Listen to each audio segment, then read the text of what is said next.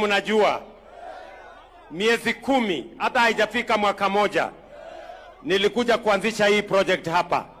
Ni kweli ama si kweli? My friends, simuko na bidii? Simuko na bidii?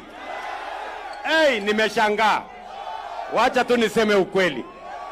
Nyinyi muko na bidii sana. Yaani muniambie, kwa miezi 10 mumesukuma hii mjengo imefika 9 floor. Nawapigia salute bwana. Nyinyi mko mbele tu sana, si ndio? Na mimi nataka niwaeleze watu wa Kisumu, tuliwaeleza watu wa Kenya ya kwamba hii program ya housing italeta ajira kwa vijana. Vijana wako hapa ama hawako hapa? Si mnafanya kazi hapa? Si wale wanafanya kazi hapa? Si wale wanafanya kazi hapa? Si wale wanafanya kazi hapa? Hata hawa si mnafanya kazi hapa? Hii kazi iendelee isiendelee bwana? Mnasema iendelee isiendelee? Mbali na vijana kufanya kazi hapa, biashara kubwa inaendelea. Biashara ya mawe, biashara ya changarawe, biashara ya kokoto, biashara ya simiti, biashara ya ile ingine yote. Kwa hivyo uchumi wa Kenya inasonga mbele. Mimi nataka niwaambie, mbali na hii nyumba hapa, nimekuja kuanzisha nyumba ingine hapa nyuma.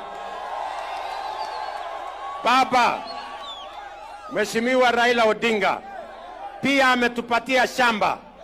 Tumeanzisha tena manyumba ingine 750. Nyinyi mnanielewa? Mnasema kazi iendelee ama isiendelee? Iendelee ama isiendelee?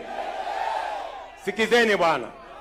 Unajua kulikuwa na watu wengine walikuwa wanajaribu kunitisha ati niwachane na maneno ya affordable housing. Mimi nauliza nyinyi watu wa hapa Kisumu, hii program ya affordable housing mnataka iendelee ama tusimamishe? Iendelee ama isiendelee? Iendelee ama isiendelee? Ati wale watu wa kisirani, wale watu wa hasira, wale wa chuki mingi, wale wa kabila wale, ati wanasema wako na njama ya kusimamisha hii affordable housing. Hawa jamaa watawezana na sisi kweli? Watawezana na sisi kweli?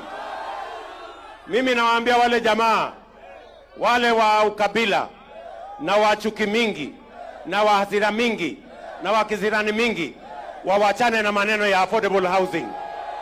Wapeleke ujinga yao mahali pengine. Ama namna gani watu wa Kisumu?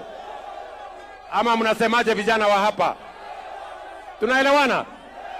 Lazima tuwaambie mchana mapema kwamba hii affordable housing inapatia ajira vijana wengi wa Kenya. Inasukuma uchumi ya Kenya mahali kubwa.